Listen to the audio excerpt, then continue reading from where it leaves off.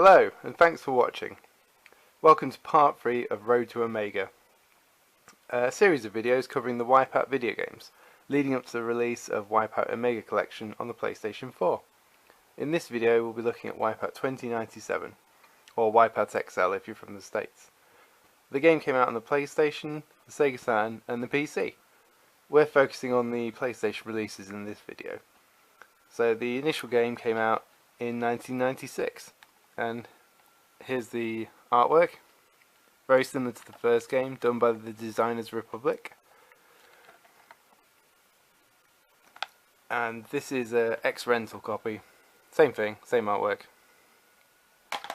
And the Platinum version, which came out a year or two after the initial release.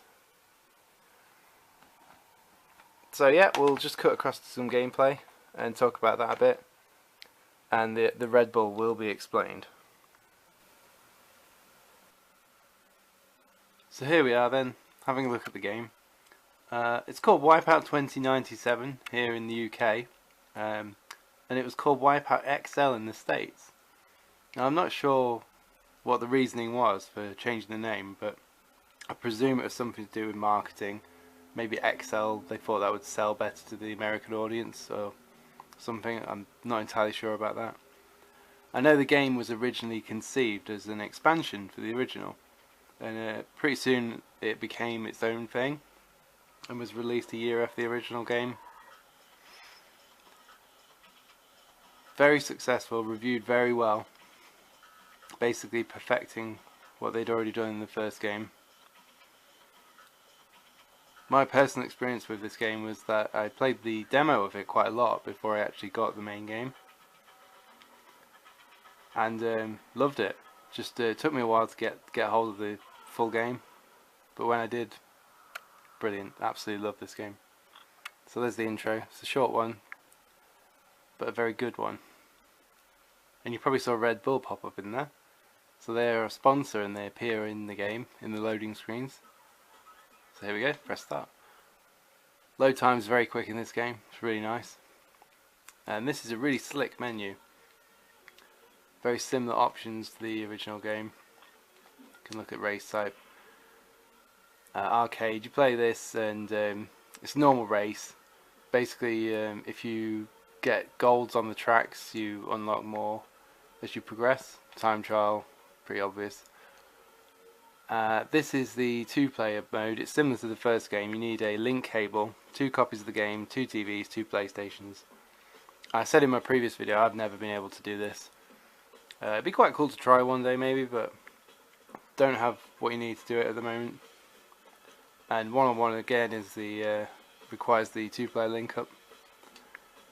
If we could take a look at the ships quickly, same teams from the original game.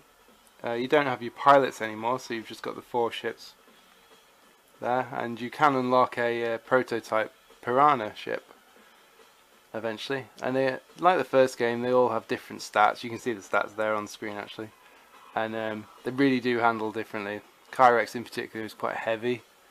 It's a different feel to the other ships. Gives a very unique feel to the game. And here we go, class and track. Now they've added a new class. If you remember from WipEout 1, you had Venom and Rapier class. Sorry, no, Venom and Rapier. And they've introduced Vector, which is a bit slower, so if you're a beginner, you find it a bit difficult to get into the game, then you can pick Vector, and then also you will unlock Phantom class, which is an even faster class. It's absolutely crazy fast. Lots of fun though. And in this game, the original layout of the tracks is that you have 2 tracks per class. So you progress as it gets more difficult. You get more difficult tracks. Track design is fantastic in this game, and again it is difficult, and I've never progressed to the end myself, and I'm not sure, but there is a cheat that you can use to unlock all the tracks in all the classes. So if you like flying in Venom or Rapier, say, you can unlock all of the tracks in those classes, so you're not restricted. Say you wanted to race Talon's Reach but a bit faster, so you could use the cheat to do that. And I've done that a couple of times. I like some of these tracks, but it's nice to race them a bit faster than Vector. And you've got your basic options down here, all that stuff. And you can hear the Prodigy Firestarter playing. This game has a fantastic soundtrack. Right, we're going to go straight into a quick race and have a look at the game. So here you can see the Red Bull sponsorship thing at the bottom there, and just how quick this game loads as well.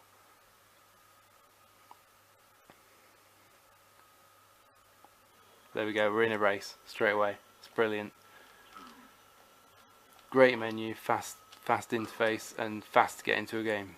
It's perfect, it's exactly what you want. So here we go.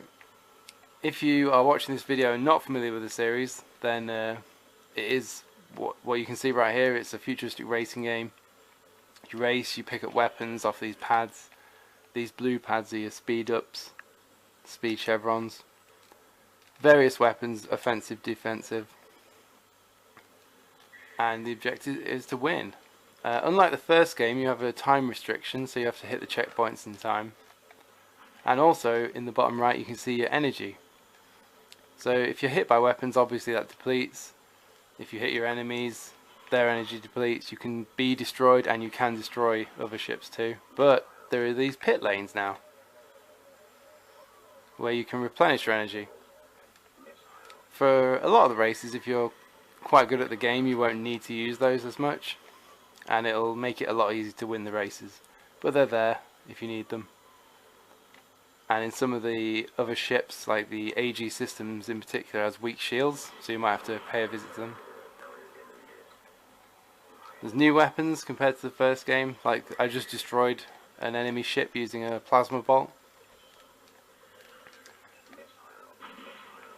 And one of the best weapons in the game is a quake disruptor, which I haven't got yet, which lifts up the track like you're whipping a carpet up, and it smashes all the ships in front of you. Great visually, like it's a really good looking upgrade from the first game. And there we go, gold. So let's go to another track, and I'll show you that and keep talking about the game a little bit. So let's change ships as well. We'll go with the AG systems, there we go. And let's go to the next track. There we go. So yeah, I mentioned the Red Bull sponsorship. Back in the day, there wasn't anything really like this in games, sponsorships and things. Nowadays, it can be controversial sometimes to throw in ads and things like that. I don't remember anyone ever having complaints about this back then. And if anything, it definitely helped Red Bull. Yeah, so as with the first game, the tracks are all set in very different locations. I mentioned it in my previous video that you've got a snow location, a forest location, city location, things like that. Same sort of thing going on here. Here's the autopilot, that's another new, I guess you wouldn't call it a weapon, a pickup that you can get. And if I can get past this guy, you can see it says rear lock, so you can also fire weapons backwards now, which is quite cool. But yeah, it flows very well. This game is very smooth compared to the first game. The first game, I would say, is a lot harder to play. But if you get good at it, you really have some good skill for WipEout games. This game, bit easier maybe, but the feeling of playing this game is fantastic. It's very smooth. If you hit the sides, you can scrape the sides now, so you don't just come to a complete stop. There's another Red Bull ad there, look. And you see these cameras floating around the tracks as well. So you get this whole world building thing of, this is a sport like Formula 1 to us now, and it's being shown to people around the world in the future.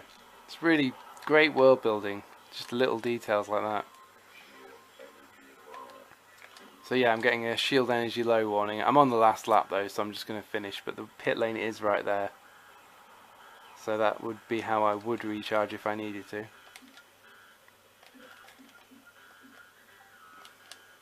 So yeah, let's go to the next track.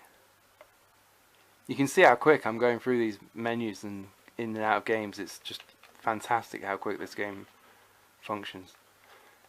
Here we go. Next track, different ship. Oricom. So yeah, I mentioned the soundtrack, and it's got Chemical Brothers on it. It's got Cold Storage, Future Sound London, and yeah, a really solid soundtrack. Probably one of the best in the series. The Prodigy, as I mentioned before. People loved this soundtrack. They still talk about it today. It's one of the most loved games in the series for gameplay, but also for the soundtrack. And you can see the difference in tracks compared to the previous track I was racing on here. This visually is one of my favourites because it's just a bit different.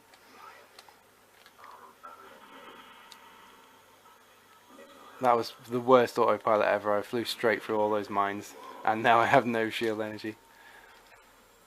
But yeah, I'm not sure how it'll translate onto the video, but you can feel the difference in ships very much when you play the game.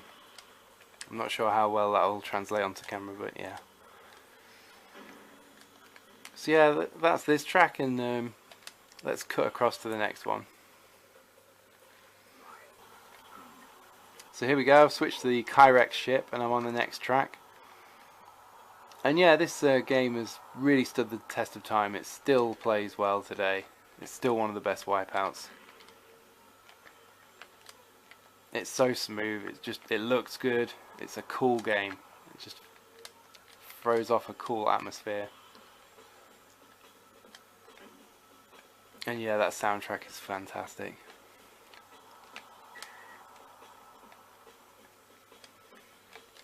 Yeah, I don't know if they'd ever plan on putting some of these tracks in any of the modern games, but that would be really good.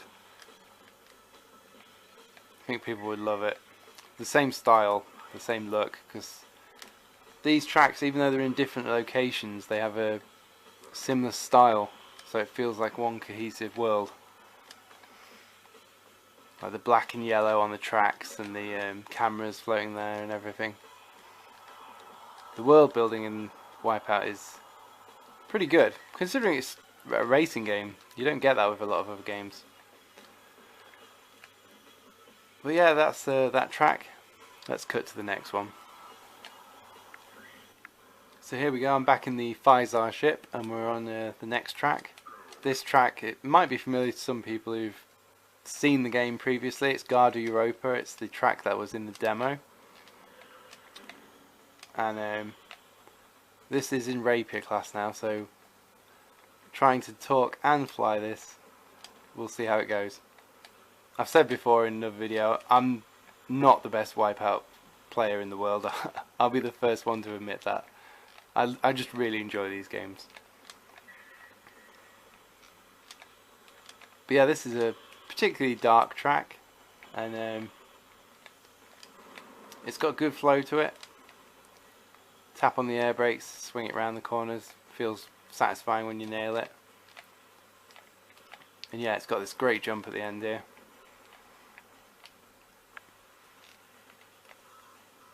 There we go, really cool track. Yeah, visually the game has, like I mentioned, quite a bit of variation with the tracks. You've got that unique blue ion trail coming out of the back of the engine there. Really good looking. At the time, graphically, this was fantastic to look at. It still is, but really blew our minds back in the day when it first came out. So that second generation of PlayStation games, you get your sequels, WipEout 2097, Tekken 2, Ridge Racer Revolution. You get the second incarnation of all these games, and they just take the next step up. So yeah, let's cut to the next track. Okay, here we are in the last of the standard 6 tracks. There are 2 secret tracks which I mentioned before, and I'll show you those in a moment. But yeah, this is the last of the standard ones. And this is one of the tracks that is later remade in WipEout 3 Special Edition. And I will show you that in another video. But yeah, let's have a quick look at this one. And then we'll go into the last 2 tracks. So this one's kind of held aloft in the air, and similar to Soul 2 from WipEout HD if you've played one of the later games.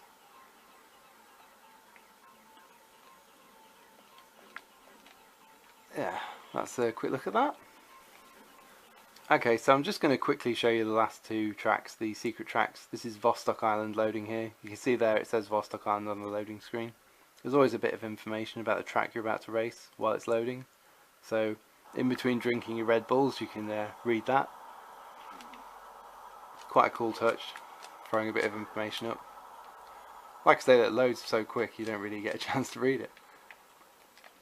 But yeah, this is Vostok Island. It's a volcano. I think it's a volcanic island or something like that. Quite a cool track. A bit more difficult. I've got it on Rapier right now, so I can actually try and talk and race at the same time. It's normally in the Phantom class. And there you can hear the countdown. Yeah, so like I said before, the new checkpoint system of having a countdown constantly keeping you racing, it's very arcadey feeling. But yeah, that's a quick look at that one. So let's cut to the next track. Okay, we're looking at the last track here, Spilskinank, I think that says, Spilskinank. I'm not sure how you pronounce that really. It's the last track, last secret one as well. And it's a city that's been hit by an earthquake, I believe. So the track's split up here and there. Again, this is designed for faster gameplay than the original few tracks. Ooh. That's the one problem with the new autopilot power up. You can cancel it at any moment, but you get thrown into the wall every now and then.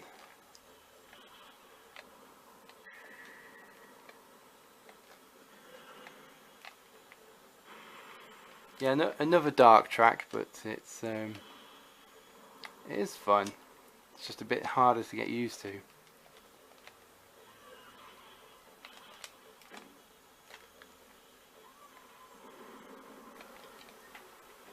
Okay, so that was a quick look at WipEout 2097. If you're a fan of WipEout and you haven't played this one, I definitely recommend it. If you have a PlayStation and you're at least a bit interested, I totally recommend trying it. Obviously it works on the PS1, PS2, I think the PS3 plays PS1 games, right? And it's not available digital download, unfortunately. That's a real shame. Probably something to do with licensing with the music or something. Speaking of music, the Sega Saturn version has a few exclusive tracks by Cold Storage. Again, I'll link to him in the description and you can check out Cold Storage and some of their tracks. But yeah, that's been a look at that. And the next video will probably be WipEout 64. So yeah, stay tuned for that one.